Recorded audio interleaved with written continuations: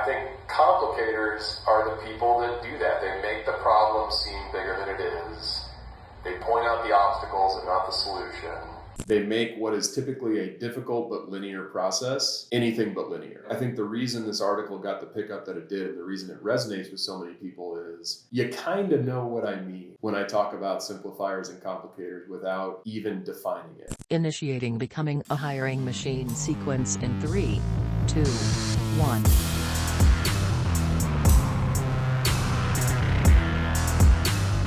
Hey everyone, it's Sam Keenley, and welcome back to Becoming a Hiring Machine. This is the show dedicated to fixing recruitment by going beyond saying what needs to change and instead teaches you how to make that change. Today we've got a great interview ahead of us, but before we get into that, I want to tell you a little bit about the show. Essentially, we have shows within the show here. Some days like today, we have interviews with industry thought leaders and others who are shaking up the space, while other days we cover things like trending topics. Stop by every Tuesday for a Tactical Tuesday episode where we go deep on how to do something that's going to help you drive better results in your day-to-day. And occasionally you get a mic drop episode from Matt where he shares something that he's been thinking about within the recruitment space and wants you to know. Now, as a reminder, if you like the content that we share here on the show, make sure that you subscribe for more. All right, today's interview. I'm going to kick this one off with a quote. The world is full of complicators. Be a simplifier, then shut up.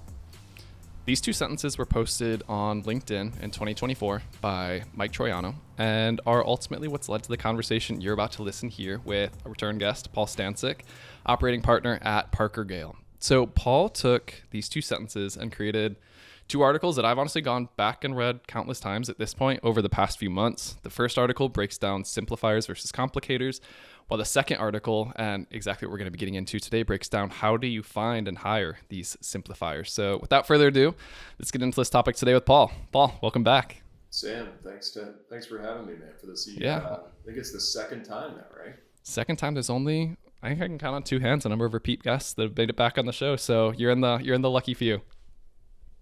Yeah. So if you haven't listened to it yet, go back to episode 92. Never make a bad hire. That's the first intro to Paul. But Paul, you're a friend. I consider you a business growth sparring partner. We do some texting back and forth. Consider you a mentor and so much more. So how would you describe yourself and what you do at ParkerGale? Yeah, I mean, my business card says partner and operating partner, but I got a friend down the street who has the same job as me, and he describes his role as being a white collar handyman. And I like that for a couple reasons. Like, one, it usually gets a laugh. But two, I think it reflects what our culture is here at ParkerGale and what our approach is to value creation, portfolio operations, whatever you want to call it. I will say, if you want to talk about this for a much longer period of time and go way deeper on what this looks like for us inside our portfolio of B2B software companies, Jim Milbury, who's our other operating partner, and I have a workshop on YouTube called, I think it's Getting Real About Value Creation on YouTube. And if there's nothing good on Netflix, you can hear us talk about the problem with the more traditional private equity value creation playbook and how we roll up our sleeves with our portfolio companies. But it's a weird mix of coach, therapist, consultant, augmented executive, and kind of whatever it takes to help our companies get from here to there. Okay. I love it. Well, I'll grab that link from you after this. We'll get that tossed in the show notes as well. So, all right, before we get into what hiring a simplifier even means, let's go back to the article that started this all off, Simplifiers and Complicators. So in your words I think it's almost easier to start with the complicator. How would you describe a complicator? Yeah, I think, look, everything you got to figure out to help a business break through the level that they're at, beat that level of video game and get to where they know they want to go. None of that is easy. But you can make it as difficult as you want. And I think complicators are the people that do that. They make the problem seem bigger than it is. They point out the obstacles and not the solution. They stir up dust. And in general, they make what is typically a difficult but linear process anything but linear. And so I think the reason this article got the pickup that it did, and the reason it resonates with so many people, is you kind of know what I mean when I talk about simplifiers and complicators without even defining it. Like when I even say that phrase, all of us have a person in mind that we've worked with, that they're not a bad person, they're not unintelligent, they might be very valuable to the company that they're in, but they make things harder than they need to be. And I think that's the defining mark of someone that you would give that label to. And it's not always bad, but it's when you put them next to a simplifier that you just see this gap. And it's not necessarily like they're a bad person to work with, but how do I just work with more of this type of person? So let's get into the simplifier side. Yeah, I think these are the people that do the opposite. Like there's a straight line in most cases between the challenge or the opportunity that you're dealing with and where you want to get to. And these people, they straighten that line out as straight as it can possibly be, and then they take action. They don't just talk about or admire the problem. They don't just talk about all the ways that this is going to be hard, but in the first article, I think I laid this out in terms of 3 behaviors. Like these are the people that answer the question, find the problem, and then do the work. And before we got on, you and me, Sam, were talking about, the board meeting experience and what that's like and all the things that come with that. And I notice this when I'm sitting in board meetings. When I ask a question about how the business is doing or what's going on or how things are going, I can usually tell who's a simplifier versus complicator by how they answer that question. If I get a straight answer with a period at the end of it, there's a pretty good chance that person's a simplifier. And if I get an answer that is usually accompanied by hand-waving choreography that takes longer than 30 seconds and never really delivers on, what I was really trying to get to, like that's maybe the mark of a complicator. But I think the benefit of being one versus the other is pretty obvious. But in my job, when I'm sitting in a board meeting, and thankfully I'm much more involved in my companies than once a quarter, but the board meeting is an especially important forum for us as investors. I really appreciate being able to answer a question or being able to ask a question and get the answer straight away without having to wade through a bunch of decorative language. Because ultimately, like, we all want the same thing. We all want to figure out what the challenges and the opportunities are, and we want to build a plan that we can work on together to either take advantage of those or get those out of the way. And getting a straight answer really helps in both those situations. So why do you think it's harder to be a simplifier than a complicator? Clear thinking is hard, man. Like, what was the old Mark Twain quote? Like, if I had more time, I would have written you a shorter letter. Like, I think that same principle applies in a lot of life. It's very difficult to build a product that is simple and streamlined. It's very difficult to chip away at a piece of writing until it's down to its most aerodynamic form.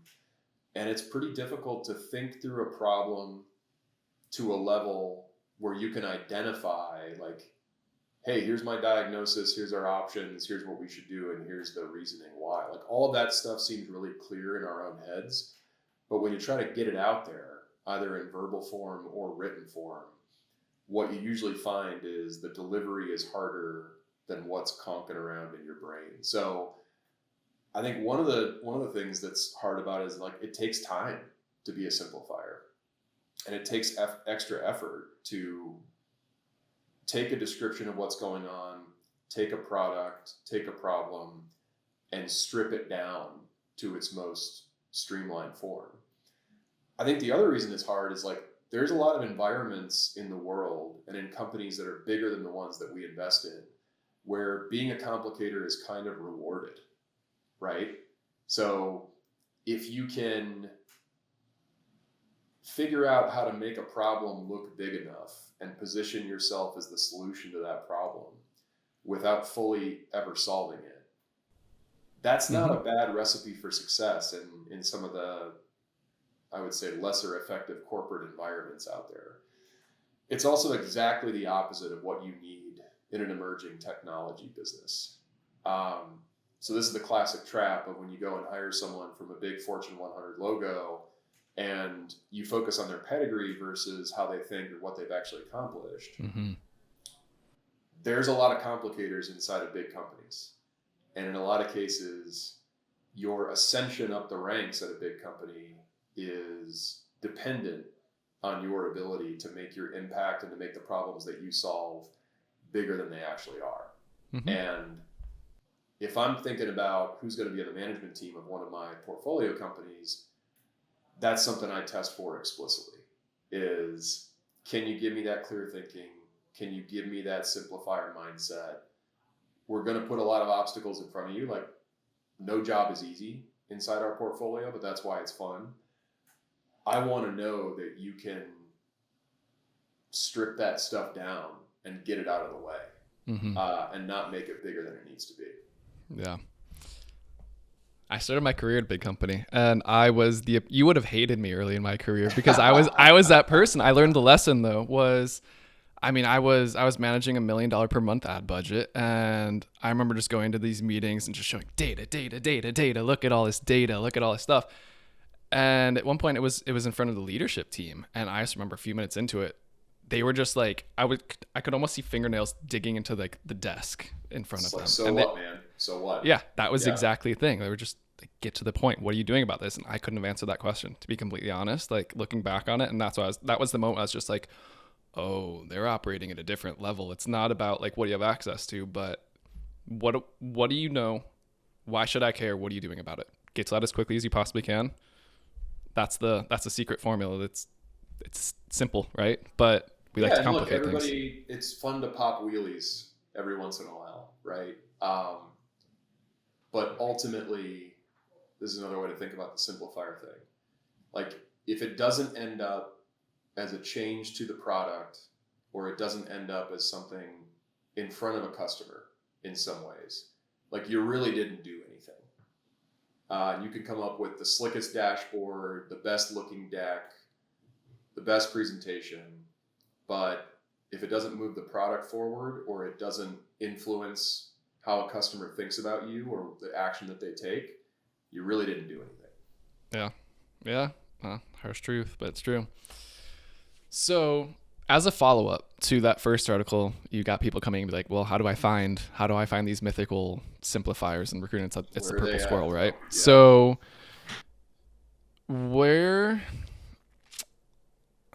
trying to think of the best way to phrase this for you.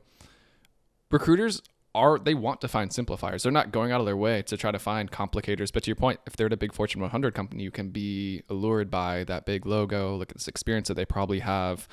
But meanwhile, it's like, do they have critical thinking ability? Do they know how to cut to the meat of it? So you referenced in your article a Doc Rivers quote. I've got it in front of me if you want me to read it, unless you know it off the top of your head. Yeah, so average players want to be left alone. Good players want to be coached. Great players just want to be told the truth. So one of your first red flags that you see in interviewing is around most complicators just wanting to be left alone. So tell me a little bit more about that. Yeah, I mean, I think the complicator mindset comes with, in a lot of cases, like a lack of introspection, right? Because if someone is telling you you're making it too complicated, you're not identifying the most important challenge or opportunity, you're not making progress as efficiently as you should be, everybody has one of two reactions to that. You either listen to it and adjust your behavior, or you stiff arm and say like, no, man, I got this. I'm having too much fun admiring the problem, letting it spin out of control. So even up to the CEO level or the board level, I think the highest performing people out there, they take advantage of every feedback loop that's out there, both internally and outside their own body, and they're coachable. And the people that get stuck, or the people that can't help navigate a business out of the level that it's at or a challenge that it's dealing with, more often than not, those people are not good at taking advantage of feedback loops. And they stop paying attention to their own spidey senses about whether they are taking the most linear path out of where they're at. And they stop listening to other people that might be able to show them a better way. Mm-hmm. I think when I think about the highest performing people in our portfolio from CEO on down, the phrase that I sometimes use is productively paranoid. So they have a lot of confidence in their abilities. They believe they are the right person for their role up to the very top leadership position. but they are deathly afraid of what they might be missing. And they pay attention to the signals that are out there that tell them, hey, where's the next broken window that I need to go fix? Where's the next pissed off customer that needs a little extra TLC? Where's the thing in the product that we're missing that might put us behind competitively a year from now? And where is our technique fallen behind? And if you use your own five senses, and you only use your own five senses to answer those questions, you're going to miss a lot. And I think if you're willing to listen to it and you're willing to tap into it, there's a lot of other signals out there that can tell you what you might be missing and what can make you and your business better. And whether you're talking about basketball players like Doc is, you're talking about executives like we are. The best people out there, they want honesty, like about themselves and about their business, and they want to do something with that honesty. And I think that's an extremely attractive quality, both from like a character perspective and from a recruiting perspective. And I think where most recruiting processes fall down is, one, they don't explicitly test for it. And two, they allow other signals to take the place of that like coachability and growth mindset factor. And they like lean on the pedigree instead of asking for concrete examples of like, no, talk about when you've tapped into an outside signal and use that to change something for the better. And a lot of people have those stories, but you have to one, have gone through that. Two, you have to have that mindset, and three, you have to have prepared those stories for it to come out in an interview. But what I found is when all three of those things are present, you're usually talking with somebody that can get the job done. Mm-hmm. And we'll get into a couple of these questions. I'm trying to figure out, do we want to do this now? Kind of sounds like you want to do it now. Let it rip. I think we do it now. I think we just go straight to it. What are you asking? Whether it's, are you vetting this out first interview? Are you waiting to just kind of check a couple culture boxes, everything else beforehand? Like, how quickly are you getting into this process? I'm listening for it, I think, below the surface all the time, right? Mm-hmm. Like if somebody can answer the question, lay out the structure of their thinking, and tell me about the result that they created, and that is reasonably aerodynamic, my ears start to perk up, because the things that we are dealing with inside our portfolio, again, they're difficult. They're usually complicated and not complex. Like the simplest version of our value creation playbook is, we like to say, we put stuff where it isn't, right? So there's a lot of things out there that if you nail them, they make a difference, but a lot of founders out there have never gotten around to it. They know they need it, but they've never gotten around to it. Classic example, we have a sales process, we've never written it down. We listen to customer calls every week, but we've never used that in our positioning. We know our homepage doesn't convert at the rate that it should, but we haven't changed the copy in a while. And these are problems usually of clarity and momentum, and not of like higher level strategic epiphanies that need to be created. Mm-hmm. And so if I'm talking to an executive for the first time, let's call it a phone screen. I'm in a couple of recruiting processes right now. I am listening for two things. One is, do they have high standards? So do they have a reasonably high expectation of what good looks like in their domain of expertise, usually in their function? So sales, marketing, finance, customer success, whatever. And do they have the means to detect if those standards are being met? Which is just a fancy way of saying, are they paying attention? Mm-hmm. And are they noticing where the gaps are? And can they talk about the work that they've done to close those gaps? So if I notice that in an initial phone screen, that usually means it's a passing grade for me. If they can talk about what their framework is for assessing what's going on, what the gaps are that they typically see, and some actual videotape evidence of a time that they've closed one of those gaps, cool. I want to know more about you. If you stay at the level of conceptual and, well, typically this is what I see and I'm never going below 30,000 feet, doesn't mean I don't like the person, doesn't mean they don't advance, but it's harder for me to get comfortable with the evidence that I like to see that they can find and close the gaps. which I think is a hallmark signal of somebody who's a simplifier, is everywhere that they go, they find and close the gaps. Because in a lot of cases, if all you do is close the gaps, you do great. Simple as that.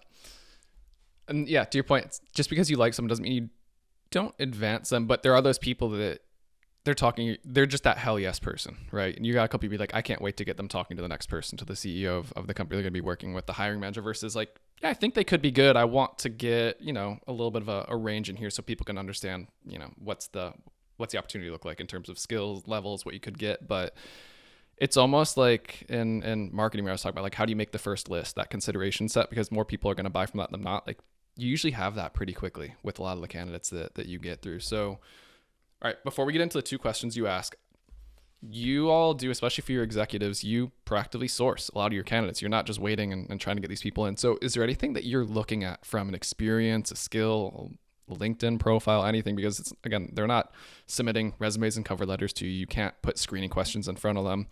Is there anything that you're picking up on at that level or trying to spot that usually has some type of correlation to being a simplifier? Yeah, this all becomes part of the mosaic. It's not a pass-fail test. I do look for what I call the achiever pattern. Okay. So does somebody have a history of getting more responsibility thrown at them, special projects thrown at them, a pattern of upward ascension in the teams that they choose to be a part of? I think that is a reasonably good predictor of future success. And yeah, I think no good deed goes unpunished. And I like people that have done a decent enough job where the leaders of their company says this person can do more. Mm-hmm. So that can show up in like, hey, you can see them working their way up the corporate ladder across companies. And it can also show up in more nuanced ways of, did this person get a special side project thrown at them, and are they willing to brag about that in an externally facing way? I'd say that's the biggest one, and probably the most important from the outside in, because I place a big emphasis on just really solid behavioral interviewing. Tell me about a time, give me the evidence I need to know, one, you can do this, and two, you can translate it to the handwriting of the situation that we're talking about here. And three, are you excited about it? Because even if they have the skill, like the will is often a big part of this, because like we talked about, this is hard stuff, and I want people that wake up excited to go wrestle the problem to the ground. Mm-hmm. And if you don't have that, but you have the ability, you're never going to be as good as the person that has both. Yeah, I agree. That's especially early on in my interviews. I use a very basic scorecard, but energy, enthusiasm, that's very much something that I look for. Is just like, are you communicating very droning on, like, yeah, I do this, I've helped to do this, versus just like, can you tell they just love solving this stuff, and like it's what gets them up and going. That small thing early on, that to me is one of the biggest correlators as well for these type of people. It's like, are they hungry to solve it, take off the next bite, keep growing up that, versus just, I just want to send out email campaigns, guys. That's it. Like, just let me do my thing. I'll figure out email deliverability. We're good. Yeah, I want to see both. I want to see evidence of ability, and I want to see evidence of enthusiasm. So you talked about the hell yes thing before. We have a phrase we use here. If it's not a hell yes, it's a no. And that's the bar that we try to apply to our hiring process, whether it's an individual contributor or a CEO or anybody in between. And to me, although it's not explicitly in the math of our scorecard, if you don't have that enthusiasm, it's really hard for me to lead that conversation as a hell yes if you're the candidate. Yeah. Yep. All right, so let's get to the questions. The first question revolves around just, can you simplify? Pretty straightforward. So you wrote out, tell me about the 3 to 5 metrics you look at every week to gauge the health of your part of the business. So why are you asking this question? And then we'll get into like, what's a good answer? What's a bad answer? Because there's probably 75 metrics that you could choose for any part of any business, no matter how big or how small it is, right? And so this to me is a question about stance taking. Okay. So can you take a stance on what actually matters? And have you thought about the questions, if you answered them honestly, which means with numbers? If you answered those, would you be describing 90% of what's going on in your corner of the business? So I want to hear that this person has a finite list and they're not just chat GPTing, tell me all the KPIs that could Mhm. possibly be relevant to this, demand gen marketer job. And I also want to hear the way in which they talk about them. Like, are these numbers what I call, are they industrially created or artisanally created? Industrially created means it is coming off the factory line each and every week, and it is woven into the fabric of the conversation that they have with their team every week. Because I like to say data is only as good as the conversation it creates. I want to hear how this shows up in the conversations this person has with their team. I also want to hear if they're artisanally created, which is, oh shit, we've got a board meeting next week. I better go get the numbers and get them ready, because that's when we need the numbers ready to talk to the board. It's a really simple question, but people that have a finite list of metrics, people that have logic behind why they've selected those metrics, and people that can make me believe they are using those as an early warning system for where they have to focus next, that is like the data-driven simplifier litmus test. And the cool thing is, it's also a very difficult question to fake. Yeah. So let's go one level deeper on this. You interview a whole range of seniorities. Like, give me an example of a couple metrics someone in the C-suite might answer. You can pick the type of role, and then let's go, I don't know, a couple layers lower when I see someone that's executing in the day-to-day, but would make a big impact. It might be a founding role for one of your portcos, whatever that is. But let's start at the leadership level. Like, what are a couple metrics that you're just like, this person knows what they're talking about and they've got a pulse on exactly how they're impacting the company?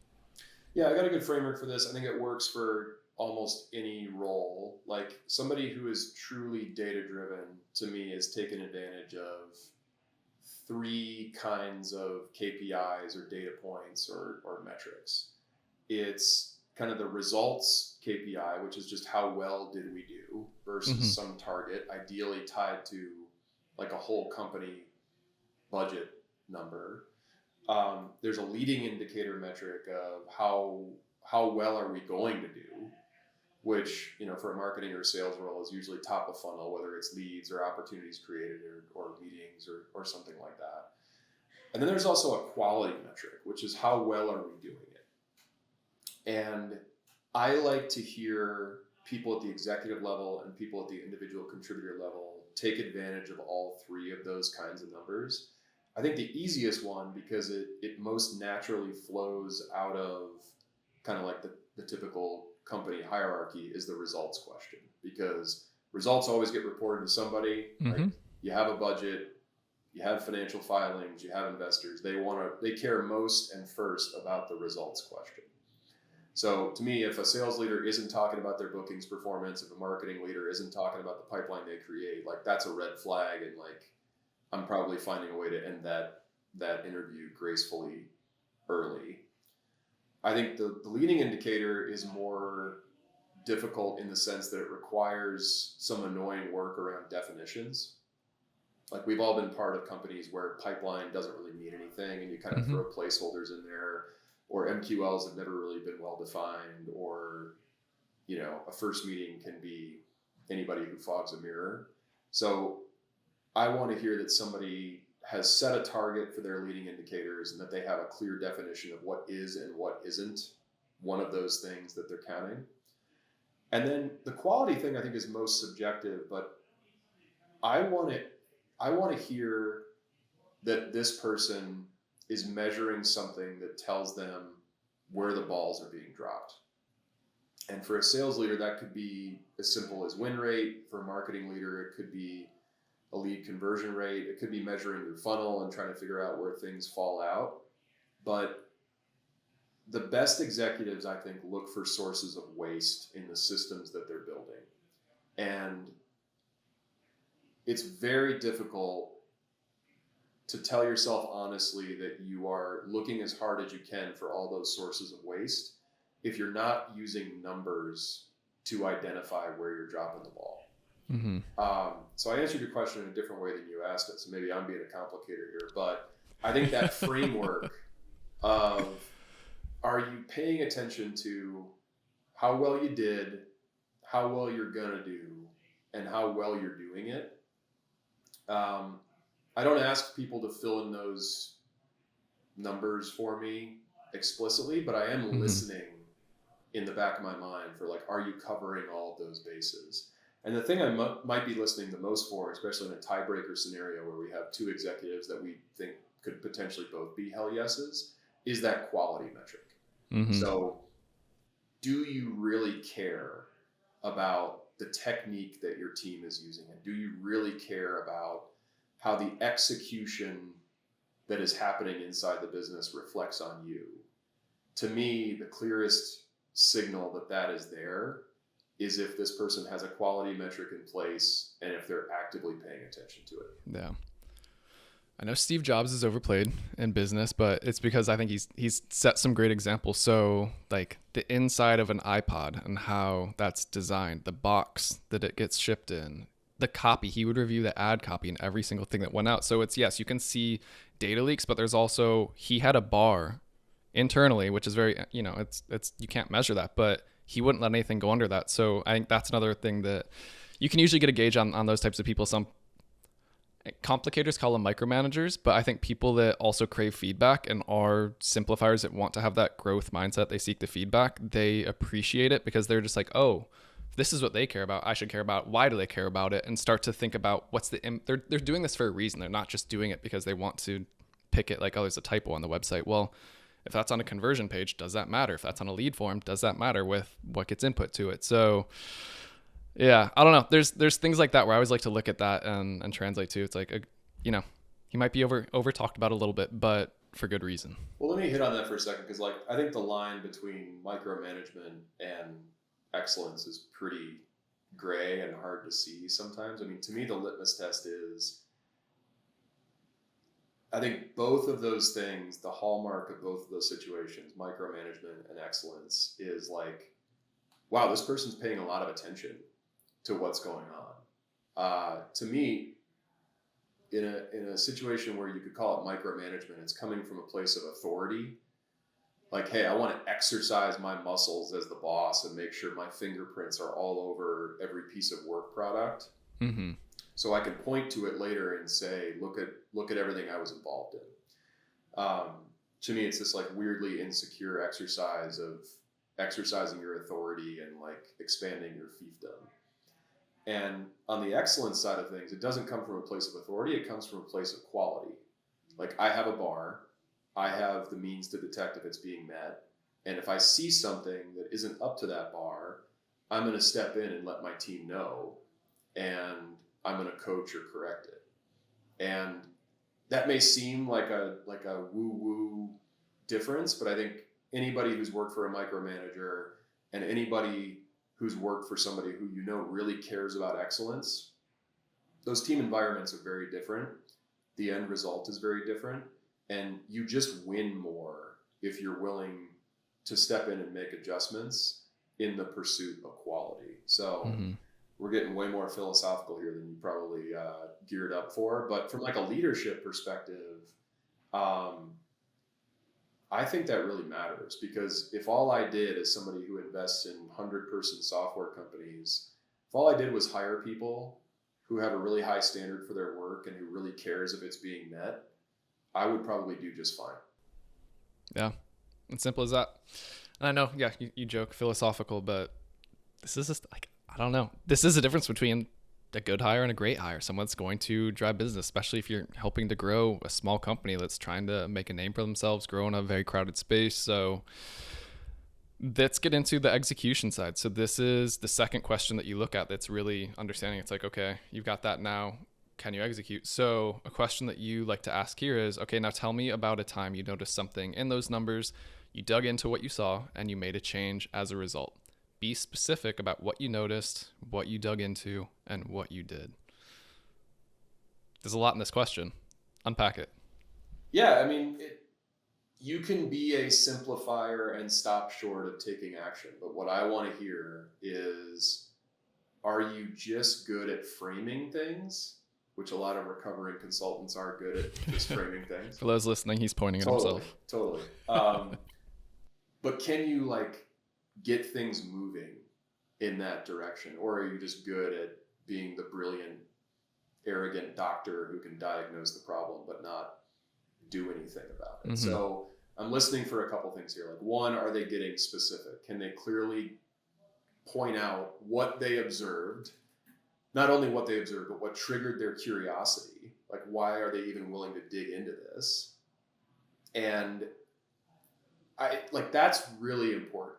So simplifiers aren't just clear, they're curious. So another way to say, you're productively paranoid is you're kind of weapons grade curiosity about what's going on and what it means. But if I can hear the problem that you noticed, the method that you used to dig into it, and the changes you decided to make and the role that you played in making those changes happen, which usually involves some extra effort to make the change actually stick, because being the chief reminding officer is definitely a thing in all these situations.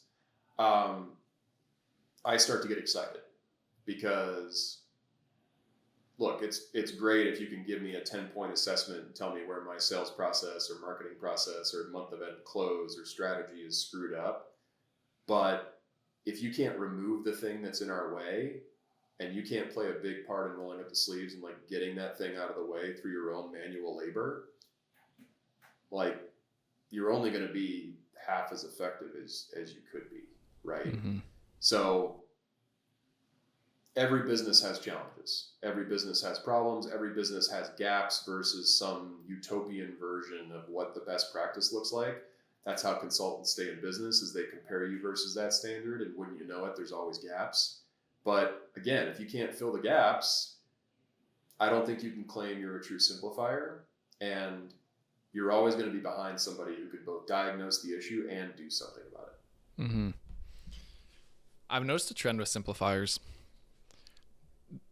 They don't like to only operate in the clouds. Like, they are always finding something where their hands are in the dirt, they're executing.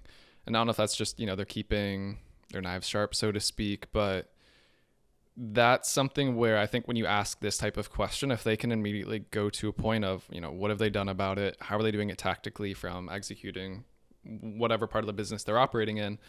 But especially for a portco, how do you, especially when you start to get to leadership levels, you need a lot of player coaches. It might be a founding member. It might be someone that's got a small team where it's going to be a VP of sales that also carries a bag.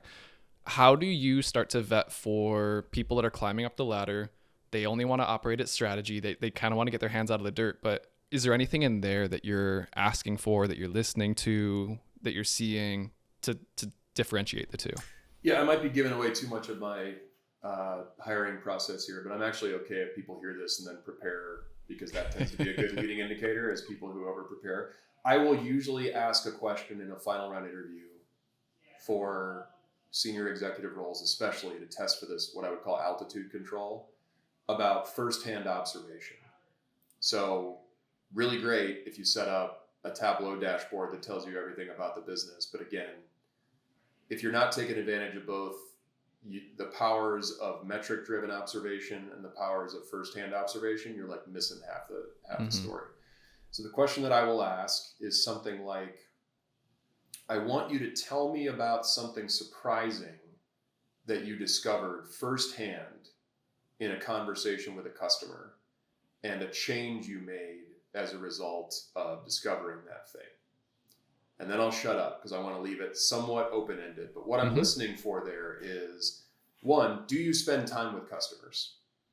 And there is a reason not to spend time with customers in every single function of a company. CEO, you're too busy. Product, you're too busy in the code base. Marketing, you're too busy putting the demand gen program together. Sales, you're too busy closing the deals. There's always something in between you and the person who benefits from the thing that you sell. I want to know that you spend time with those people anyway, and that you want firsthand knowledge of what that person wants from you, how well you're delivering, and the next opportunity to give a little bit more. So I love when I hear about sales leaders that tell me about the most important piece of content that made a difference in that sales process, and they bring it back to the CMO so they can do more about that stuff. I love when product people get out there in the wild and get skin to skin contact with customers and figure out like, oh, that thing we're prioritizing the roadmap, like customers don't really care about it, and this much more basic job to be done is way more important. And I love it when CEOs get close enough to the people that they serve to figure out like, hey, our strategy can be a lot more simple. It can be either doubling down on the thing that we already do really well, or just closing a really obvious gap that if I never went and talked to that customer, I never would have known about it. So I think that, again, I don't think it's explicitly in the article, but I think most simplifiers intuitively know this, that if you listen to your customers, they'll tell you what to do. But listening requires making the time to talk to them. Listening requires getting the commercial conversation off the table every once in a while and just asking, how are we doing and what's most valuable? And it's about reflecting on that and doing something about it. And there's so much stuff that goes on in the day-to-day of an executive that it's the easiest thing not to make time for. But there's definitely some recency bias because I'm on a huge kick right now where I'm doing voice of the customer sprints for multiple companies in the portfolio. And when you talk to 10 happy customers that are getting value out of what you sell, you just know what to do next. You just do. And all you got to do is make the time for it. And if I know that this person naturally does that, I start selling and interviewing at the same time, which is how you know you're doing pretty well. And you've written about this. So for those who don't follow you, you've got Hello Operator. That's your blog. I know you've written customer interview questions. You're also getting a lot into the AI world right now and how you're leveraging LLMs, GPT to help you. I mean, you just did. I've got how to put AI to work right in front of me, the deck you presented yesterday. So a lot of goodness and how you think about this. You know, doesn't have to be this daunting task, but definitely recommend people go and check out your blog to get a sense for this versus just emailing Paul and saying like, hey, what 5 questions should I ask? Like I always tell anyone, like, don't just reach out to someone that you can Google. Go Google something first. If that's not answered, then ask them. So, but yeah, I guess that's kind of a good spot to wrap. Any parting thoughts before we tie a bow on this one? No, I think it's a helpful hiring framework. Like if you're not asking a question that helps you divine whether someone's a simplifier or a complicator, you're not coming up with your own scorecard. I think you're putting yourself in a position to get duped, especially in a sales or marketing interview, because sales and marketing people, we're good at positioning products and we're good at positioning ourselves. And you have to get behind the dance and the sales process that you got to acknowledge that you're in an interview process. But yeah, I think this is, I give credit to Mike because he put that quote out there and he got me thinking and got 2 articles out of it. And I talk about this a lot when we set up new recruiting processes. But if all you did was set up a process that figures out who's a simplifier and who's a complicator, not just in hiring, but in performance management and your promotion and whatever it is, you'd probably do okay. This is one of those things that really makes a difference. Yeah, I love it. Well, Paul, second time. Appreciate you joining, sharing this stuff. Yeah, it's unreal how much you just share, you give away for free from your experience. So I think a lot of people benefit. I know I personally benefit from it. So just a genuine thank you for being willing to put that out there. Thanks for having me, man. In case it doesn't come through, I like this stuff and I appreciate everybody who reads it. I appreciate even more people who use it. So if you read it, something resonates and you're figuring out how to put it to work, whether it's AI or the customer interview stuff or the Simplifier Complicator thing, I love hearing from people that use my stuff. So please read it, yes, but reach out, especially if you're trying to put it to work. I love it. All right, Paul. Well, thanks again for joining. Thanks, Sam.